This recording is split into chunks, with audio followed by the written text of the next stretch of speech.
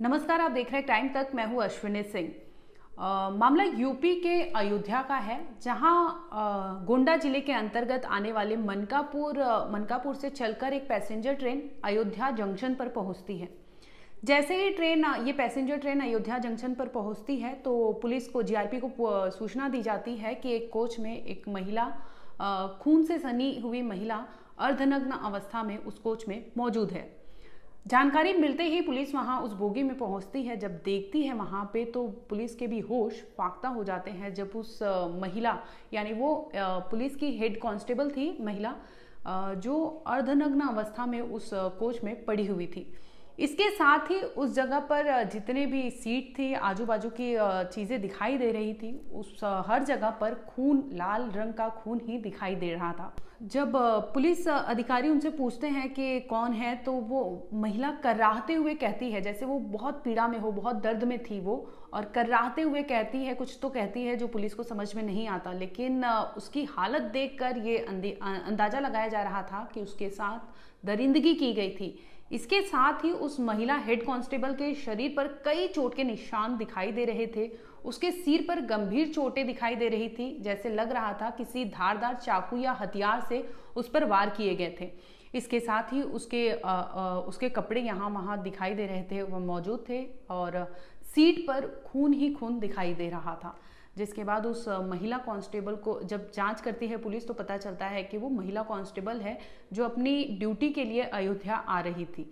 जिसके बाद पुलिस वहां से उस महिला कांस्टेबल को एम्बुलेंस के जरिए मेडिकल के लिए भेज देती है अस्पताल में। जिसके बाद वहां से उसे लखनऊ रेफर कर दिया जाता है। हालांकि जब पुलिस वहां पहुंचती है तो महिला को जिस अवस्था में मिलती है महिला, वो हेड कांस्टेबल, उससे देखकर पुलिस अंदाजा लगाती है कि इसके साथ कोई दरिंदगी हुई है, कोई गलत काम हुआ है, जिसकी वजह से पूरी ही खून से वो सनी हुई मिलती है। हालांकि उसकी जांच चल रही है, वो अभी लखनऊ मेडिकल कॉलेज में एडमिट कर दिया गया है। लेकिन इसके साथ ही पुलिस से जब मीडिया वालों ने पूछा कि आखिर मामला क्या था, तो जिस पर पुलिस ने बताया है, बाकायदा अपने बाइट में बताया है कि क्या हुआ था उस महिला के साथ। हालांकि वो भी अभी जांच ही कर रहे हैं। शुरुआती जांच में उन्होंने कहा कि देखकर ऐसा लगता है उसके साथ कोई दरिंदगी हुई है, जिसकी वजह से उससे गंभीर चोटें आई हैं। उसके शरीर पर कई ऐसे चोट के निशान दिखाई दे रहे हैं। उसका सिर भी गंभीर रूप से घायल है। आइए आपको सुनवाते हैं आखिर पुलिस ने क्या कहा है।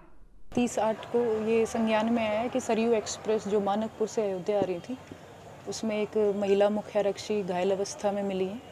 और ये सूचना मिलने पर जीआरपी अयोध्या द्वारा उन्हें हॉस्पिटल पहुंचाया गया, जहां से उन्हें लखनऊ रेफर कर दिया गया और सुसंगत धाराओं में मुकदमा पंजीकृत करके आगे वैधिक कार्रवाई की जा रही है और घटना का शीघ्र अनावरण करने के प्रयास किए जा रहे हैं। मैम, इस प्रकार की क्या पूरी घटनाएं, मतलब क्या उसमें कुछ अव्यवहारिक घटनाएं भी सामने बताई जा रही हैं? नहीं, अभी ऐसा कुछ संज्ञान में नहीं आया। घटना तो जरूर दुर्भाग्यपूर्ण है, लेकिन बाकी सब विवेचना में हम हर तरीके से उसमें प्रयासरत हैं। अभी उनका इलाज चल रहा है और जब भी वो बात कर पाएंगी तो हम उनसे जानेंगे कि असल में हुआ क्या था। अभी किसी से कोई ऐसा प्रत्यक्षदर्शी अभी सामने आया नहीं है जो बता सके। ड्यूटी उनकी महिला जो है लगी थी, वो जनपद सुल्तानपुर में पोस्टेड हैं और उनकी ड्यूटी अयोध्या में यहाँ वी मेले में लगी हुई है। नाम क्या है? तो क्या मैम वो अयोध्या आ रही थी? हाँ, वो अयोध्या आ रही थी सुल्तानपुर से, और संभवतः ऐसा लग रहा है जहाँ वहाँ मानकपुर में उनसे बातचीत जो हमारे एस्कॉर्ट कर्मियों के और आरपीएफ द्वारा हुई, तो वो संभवतः उनको नींद आ गई तो वो मानकपुर पहुँच गई, तो वापसी में अयोध्या आ रही थी। दरअसल आपको बता दें कि महिला सुल्तानपुर में तैनात थी, लेकिन इसी दरमियान उसकी सावन मेले में, अयोध्या में मेला लगता है जिसमें उसकी ड्यूटी लगा दी गई थी, जिसकी वजह से वो सरयू एक्सप्रेस ट्रेन पकड़ के सुल्तानपुर से अयोध्या के लिए रवाना हो जाती है। लेकिन इसी दरमियान न जाने क्या होता है कि वो अयोध्या जंक्शन ना उतर के वो अगले स्टेशन जो गोंडा जिले के अंतर्गत मनकापुर आता है वहां जाती है। इसके बाद वो वहां से लोकल पैसेंजर ट्रेन पकड़ती है और पैसेंजर ट्रेन पकड़ने के बाद वो अयोध्या पहुंचती है। हालांकि पुलिस अभी जांच कर रही है, जिसमें ये चीजें अंदाजा लगाया जा रहा है कि हो सकता है उसकी नींद लग गई हो, जिसकी वजह से वो अयोध्या ना उतर के मनकापुर चली गई हो। जब उसे पता चला हो तो मनकापुर से वो पैसेंजर ट्रेन लेके अयोध्या आ रही थी। लेकिन जो स्थिति महिला कांस्टेबल की थी, देखकर ऐसा लग रहा था कि वो होश में नहीं थी, पूरी तरह से वो जख्मी थी, कुछ बोल नहीं पा रही थी, पीड़ा से कर्रा रही थी। ऐसे देखकर लग रहा था कि उसके साथ दरिंदगी हुई है, लेकिन वो बोलने के उसमें नहीं थी, जिसकी वजह से पुलिस अभी जांच कर रही है। पुलिस भी जो भी शुरुआती जांच में उन्हें लगा है वो चीज़ें उन्होंने बताया है, लेकिन अभी फिलहाल उस मामले को लेकर पुलिस तहकीकात कर रही है। वहीं आपको बता दें कि अयोध्या में सावन का मेला लगता है, जिसमें इस महिला कांस्टेबल की तैनाती की गई थी। इसी की वजह से वो सुल्तानपुर से चलकर अयोध्या आ रही थी, लेकिन अयोध्या ना पहुंच के वो पहुंच जाती है मनकापुर।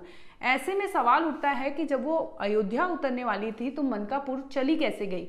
और ये भी हो सकता है उसकी नींद ना खुली हो, लेकिन अगर नींद नहीं खुलती तो वो जिस वे से बोल रही थी तो ऐसा लग रहा था वो नशे में थी। तो कहीं ना कहीं किसी ने कुछ पिला खिला तो नहीं दिया था, जिसकी वजह से वो अपना होश खो बैठी थी और उसी के चलते वो इस स्थिति में ट्रेन में मिलती है। हालांकि उस महिला कांस्टेबल को आना तो था अयोध्या में, पहुंचती भी वो अयोध्या में ही है, लेकिन जिस अवस्था में पहुंचती है उसे देखकर पुलिस समेत वहां के लोग हक्के बक्के रह जाते हैं कि आखिर एक महिला हेड कांस्टेबल के साथ इस तरह की चीज़ें कैसी हुई और किसने की होगी एक चलती ट्रेन में। इसके पहले भी हमने देखा कि एक उड़ीसा से भी खबर आई थी, जिसमें कुछ ऐसा ही मामला था कि उड़ीसा से चलती ट्रेन में उसके साथ दरिंदगी की गई थी। इसके बाद ये मामला हमने देखा जिसमें चलती ट्रेन में ये सारी चीज़ें की गई होगी, चाहे वो लूटपाट हो चाहे कुछ हो सकता है कि लूटपाट की वजह से भी उसके साथ ये चीज़ें की गई हो, लेकिन अभी प्रिलिमिनरी जांच में ये तो सामने नहीं आया है कि उसके साथ हुआ क्या था। पुलिस अभी तहकीकात कर रही है, लेकिन जिस अवस्था में महिला को देखा गया, पाया गया, उसे देखकर अंदाज़ा लगाया जा सकता है कि आखिर उसके साथ हुआ क्या होगा। फिलहाल पुलिस इस मामले की जाँच कर रही है, जो भी अपडेट होगा हम आप तक ज़रूर पहुँचाएंगे।